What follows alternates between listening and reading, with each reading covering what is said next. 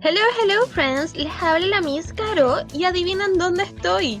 Estoy en la granja, porque el día de hoy vamos a hablar de los animales de granja, los farm animals. Antes de empezar, recuerda crear un ambiente propicio para el aprendizaje, en donde no tengas objetos que te puedan distraer ni desconcentrar. Puedes escuchar bien para practicar la pronunciación y estar siempre supervisado por un adulto. Hoy aprenderemos a identificar y reconocer animales de granja. Y amiguitos, sigamos por nuestra visita a la granja. Y el animalito que hoy día nos toca conocer es un donkey. ¿Lo conoces? Obvio que lo conoces porque es burro. Y aquí tenemos a nuestro amigo burro de la película Shrek que nos está mostrando su hermosa sonrisa. Donkey. Bueno amiguitos, siguiendo por nuestro paseo en la granja, ahora te presento a este horse. Y mira, no es un horse común y corriente, es un horse saltarín. Este es un caballo y por lo que puedes ver es un caballo saltarín. Estas cosas no se ven todos los días, ¿cierto?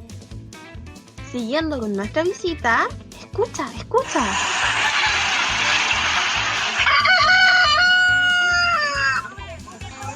¿Qué fue eso? Eso fue un rooster, o en español conocido como un gallo. ¿Puedes decirlo conmigo? Rooster. Es hora de los abrazos y nuestra hen, nuestra gallina, nos está dando uno gigante. ¿Puedes decirlo conmigo? Hen. A las gallinas le diremos hen. ¿Alguna vez has abrazado a alguna? Mira, este niño lo está haciendo. Él abraza a una hen. Y amiguita, nos toca repasar los animalitos que hemos aprendido el día de hoy. Recuerda repetir después de mí. El primer animalito que aprendimos fue el donkey. Donkey es burro. ¿Puedes decirlo conmigo? Donkey. Luego vimos al horse. Horse es caballo. Horse. Luego de esto vimos a un rooster. Esto era un gallo. Rooster. Y por último una hen. Eso era gallina. Hen.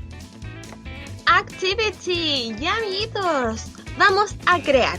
En tu cuaderno dibuja cómo sería tu propia farm, cómo sería tu propia granja.